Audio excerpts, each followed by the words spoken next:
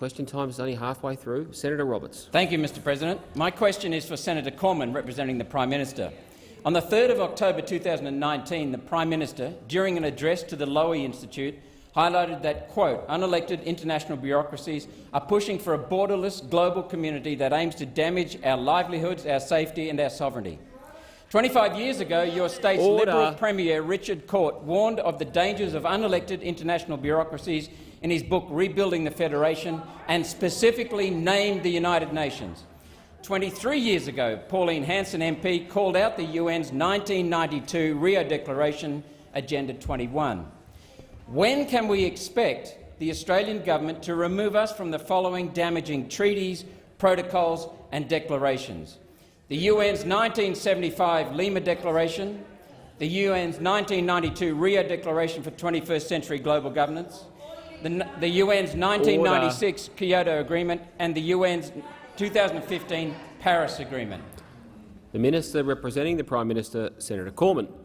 Thank you very much, Mr President. Let me just say right up front, I was at the Lowy Institute speech by the Prime Minister. It was a great speech, and I would invite all colleagues to read it, and to read it in its full context. What I would also say, by way of second point, is that Australia, as the world's 13th largest economy, we do take our international responsibilities very seriously. But that doesn't mean that from time to time we don't express a view about things that could be improved when it comes to the international architecture that we operate in. And from time to time it needs updating. And indeed we have expressed a view in relation to our multilateral trading infrastructure, that there are some improvements that could and should be made, and that is something that we are articulating forcefully in the appropriate fora. Now, and you've also mentioned Richard Court, and Senator Smith and I. We actually both had the privilege to serve in the office of the outstanding and distinguished former West Australian Premier Richard Court. So that is a very memorable period. Richard Court did a lot of great things for the great state of Western Australia. So I'm pleased that you're aware of all of the contributions that he's made over the years. But let me just conclude. I would encourage every senator in this chamber, and indeed all Australians, to read precisely what the Prime Minister has said in his speech at the Lowy Institute. There's a lot of verballing going on, in particular by the Labor Party, and selective quoting, as Senator Payne quite rightly points out. We are absolutely committed to do the right thing internationally and to take our international responsibilities very seriously indeed.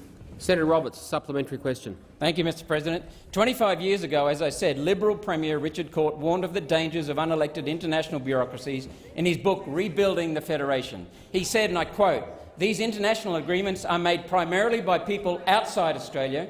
The terms and conditions are set by officials from other countries. While Australia takes part in the negotiations, it does not exercise a dominant influence. The foreign countries do. For the past 25 years, why have Liberal governments ignored this advice? It's time to put Australia first." Senator Corman. Thank you very much, Mr Premier. Senator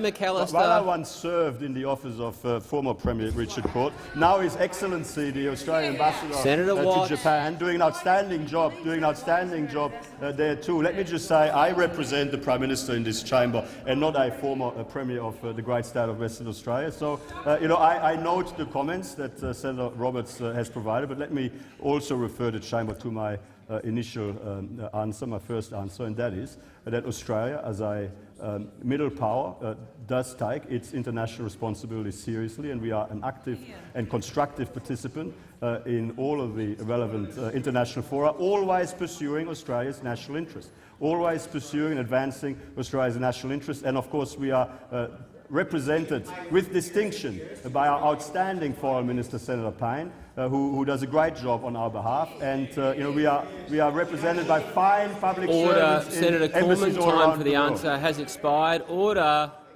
Senator Roberts, final supplementary question. Thank you, Mr President.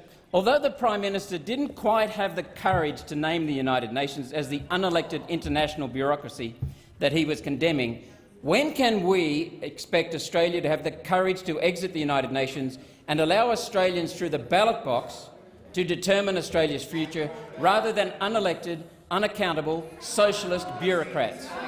Order. Order. Senator Corman. Thank you very much, Mr. President. We are a founding member of the United Nations. We will not be leaving the United Nations, but that doesn't mean that we can't strive to improve the operation of international bodies that we are part of. And any organisation made up of human beings is, is always able to be improved. It's not ever flawless, and so I think it is quite appropriate for the Prime Minister to, in a comprehensive foreign policy speech, to assess all of the issues that we believe are important from Australia's national interest point of view, and that is indeed what he did, and I commend the Prime Minister's speech to you again, as I did before.